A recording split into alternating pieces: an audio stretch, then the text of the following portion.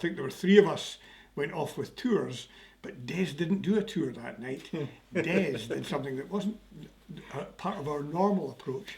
Des dressed up and kept jumping out at various stages, including down the street that runs beside St Patrick's Church. And when he jumped out for that particular one, he actually got chased by the group because they were so terrified by him. So at that point it moved from Des terrorising the group to the group terrorising Des. I also remember on that occasion I had a luminous skeleton's head, and it was one of these things you put a torch inside in order to get it to glow, you see. So at the end of the evening, Martin was doing a tour and he was taking the group down into the Canongate churchyard. And when you go into there are different levels, you see. And I knew that he was going to the area beyond the church, in which there was a little wall, and I thought, well, I'll hide down below the wall and see what happens. So I tiptoed in before Martin arrived with this group, little realising there were two drunks who were already kind of sitting round about, and they were sitting on top of the wall, and I crawled underneath the wall, and of course they were loud and riotous and whatever, and I was afraid that they would disrupt Martin coming in with the tour.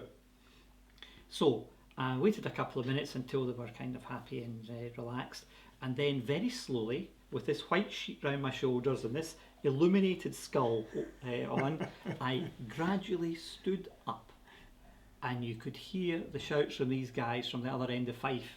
They were out the door of the churchyard in seconds, and I'm convinced that is the source of why many people think that the Canongate is present. But Martin got a good tour that night without being interrupted. Well, from that point on, the business just grew and grew and grew.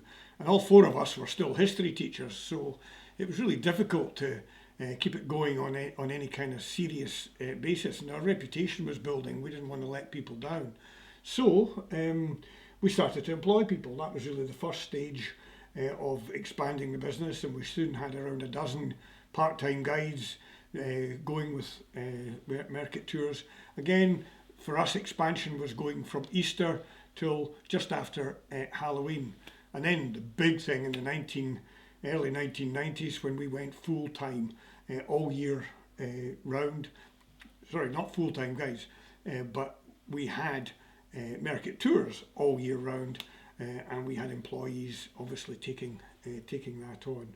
By the mid-1990s, our numbers were huge. We couldn't believe the thousands and thousands of people who were taking walking tours, because really back at the early stages, people didn't have a concept that a paid walking tour was something that was reasonable. Now, when you go all over the world, you'll find walking tours everywhere. And we like to think we were among the trailblazers of that. In the 1990s, however, I was actually applying to be a head teacher of a school, and I decided I couldn't balance both worlds. So at that stage, I sold my share in the company to the others, including Des. Yeah, Martin had also backed out, and so for a while it was Alan and myself who continued to run the business. And I was very involved in education and putting on courses across the country and working Murray House and so on. And it really did get to a stage when we realised we would have to do something full time.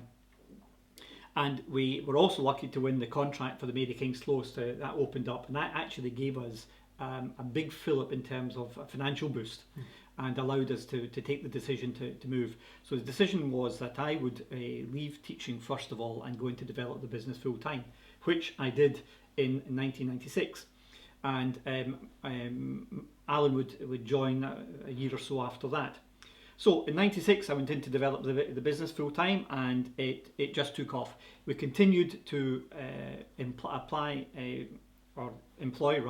just graduate historians, people who knew what they were talking about, people that we could trust to deliver a good job.